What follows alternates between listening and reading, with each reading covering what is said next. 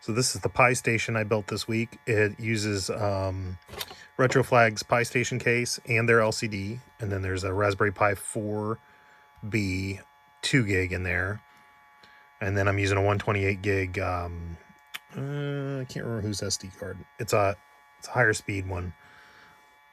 And then I ended up using RetroPie. I tried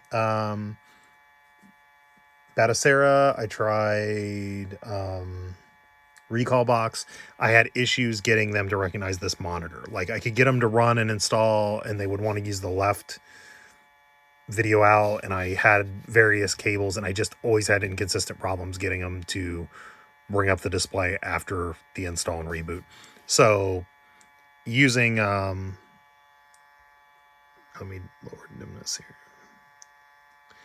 Once I got it installed, RetroPie just worked fine with this display. One thing I did have to do was go into SSH into the machine and disable overscan because it wanted to put black borders all the way around, and so you ended up with a really small playable area. But once I turned it off, I can use the full 16:9. There's a mode switch here to go to 4:3, but I'm running full 16:9 for the UI, and then the emulators and emulation station crop in to 4:3 for most of these desktop systems. But let me see if I can get you closer here. There we go. So the screen's not so washed out.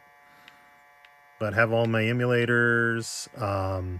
Everything runs full speed. The big surprise for me is DreamCast works really well. I've been able to run Crazy Taxi like with no audio slowdown, and that's one of those games that when I run it on like a rock chip handheld, just runs terribly. A lot of audio stutter. It's playable, but it's not enjoyable because the audio is such a component of that game. But I've just got I've got a little cooling fan. It's not the right size in here under this vent. And I've got a heat sink on the CPU.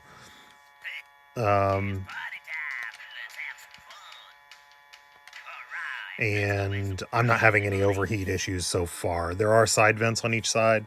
And I did order the 30 by 30 millimeter by 7 millimeter fan to swap out.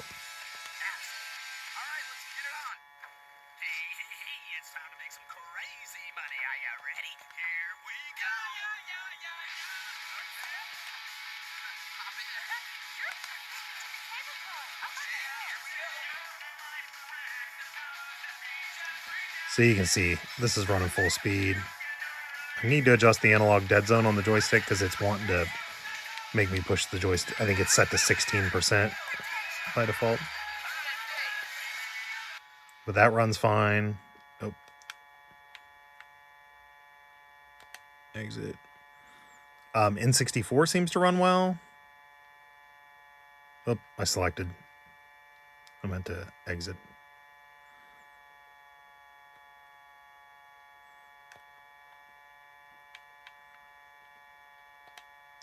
Because the confirm button for Redream is different than the confirm button for RetroPie. N64 runs fine. Let's grab something like this. Diddy Kong Racing I was playing earlier runs great.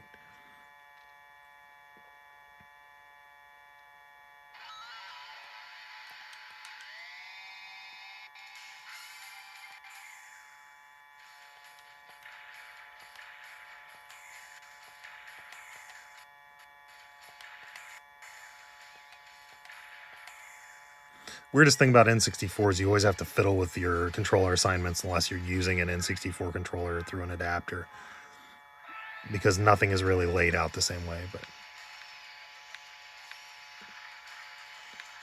this seems to run full speed. I played a little Ocarina of Time, and the initial village loads in fine. No weird glitches or anything.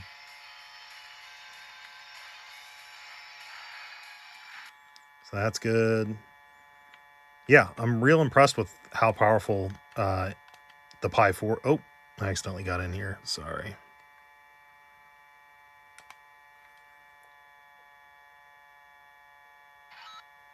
There we go. Back out. I've been really impressed with how capable the Pi 4 is for emulation. Let's grab something PlayStation. I need to do some cleanup here on names, but...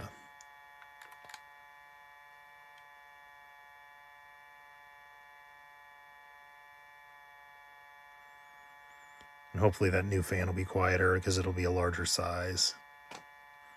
Little fans have to spin faster so they make more noise.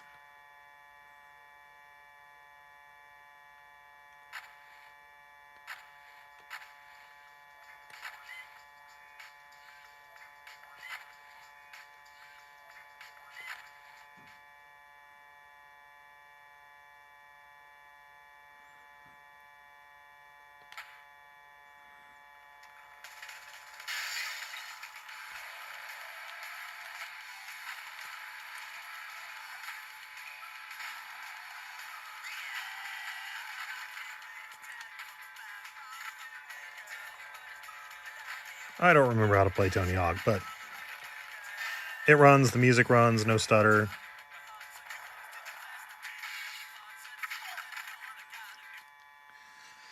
So there you go. So would I build this case again? Yeah, if you know how to get the other OSs running, you want to do monitor overrides to get them running, great. Or if you want to run RetroPie, which seems to be working out of the box really well for me. I do need to peel this little sticky film off, but I'm leaving the screen protector on for now. But I'm pretty happy with the system that came out of it. One thing is it needs 3 amps of USB C power to run, and a lot of power bricks don't do that. So buy the official Pi brick or something that's certified, and it makes it a little harder if you want to run without wall power. You need a power bank or something that is rated for that, which is a little hard to find because a lot of power banks, as they ramp down in capacity, the power level, the voltage drops. So not a super portable solution like a lot of handhelds, but can run Dreamcast and 64 and PlayStation with not much problems. So I like it. I would recommend it if you're looking to build a Pi rig. I think the little LCD is really cool. And I've noticed it's a good looking LCD. It's not got major tearing issues or anything like that. It does auto dim when you close it. So I don't know.